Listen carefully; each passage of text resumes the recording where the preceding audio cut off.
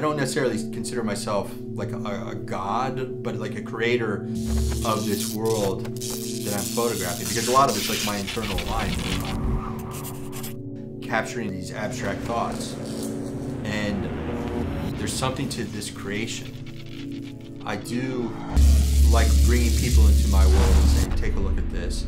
And I feel often they share the same emotions and same feelings that I'm trying to express. So I create my work in camera. I don't use Photoshop. It's all done with one click of the shutter. I'm trying to master my techniques in photography. I often don't look through the camera when I photograph. I mean, maybe like 50% of the time I'll look through, but maybe 50% of the time I just release my eye from the lens and I have a pretty good idea where it's gonna find my subject. There's an element of chance when I do my images, but I'm able to control how I want things to turn out. I know how light will perform, or I'm able to use my camera as like a paintbrush to get certain effects. For me, I wanted to explore my inner psychology, or the inner psychology of my subjects, where it's about going inside in an individual and showing their interior instead of their exterior self.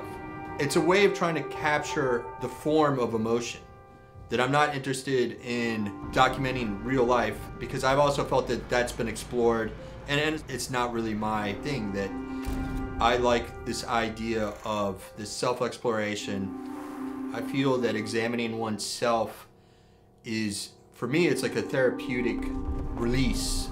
That if I go into my interior and I shoot myself and I express these emotions, it's a way of bringing them out front and then able to evaluate them, cope with them, in essence trying to release them. My themes are usually somewhat dark, but you know, I deal with good and evil, because I believe as humans we are both good and evil. There's this dark side to us, as well as there's this very loving, caring side to us. But often I kind of want my work to confront the viewer. I want it to bring up emotions in them, to be somewhat confrontational in them, where they're able to say, well, you know, I have these same thoughts, I have these same feelings too. I just believe that man is flawed, and it's these flaws in ourselves that I want to explore. I've always been attracted to this idea of sin. In my work, I'll show Eve offering an apple, that this temptation to sin is universal in everyone. When I photograph other people too, I mean, I definitely love this, that presenting them as beautiful. My favorite photographs of a lot of other people are when they look like in these dark forms. And often, you know, those are their least favorite, because they want to be these beautiful beings. And I'm like, no, this is the image because it shows like this darker side. And I believe that there's more truth to it. There's more truth to this darker image than necessarily this, you know, flowery, beautiful image. But I still love those images. There is just something to just pure beauty. I often shoot death too, like I'll shoot skulls. They're the ultimate equalizer, because everybody's a skull. Man, woman, black, white, yellow, whatever, you know, your ethnicity is, we're all skulls. Eventually everybody's gonna die. Nobody's gonna beat death. It's like this price that you pay for a living, is that eventually you're gonna die, and believe me, death scares the crap out of me. I'm so afraid of death, and I don't like the fact that people die. And so I like photographing it so that I have to confront death.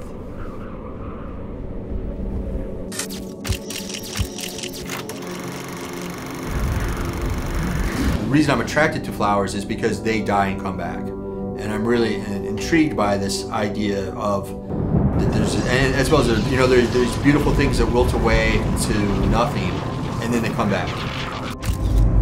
And I feel that, you know, as humans, that happens to our human spirit, that will wilt away to nothing and then come back. As well as I use these abstract images to have meaning.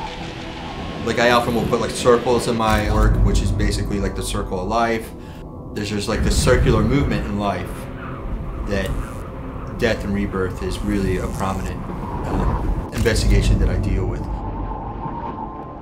I do photos of mannequins because they are like representations of like past love. And often, you know, there are these things of beauty that are unattainable, as well as like, it's like conforming too. Like there's messages of conforming to this society, being in with these mannequins. I've always felt like an outsider compared to regular society.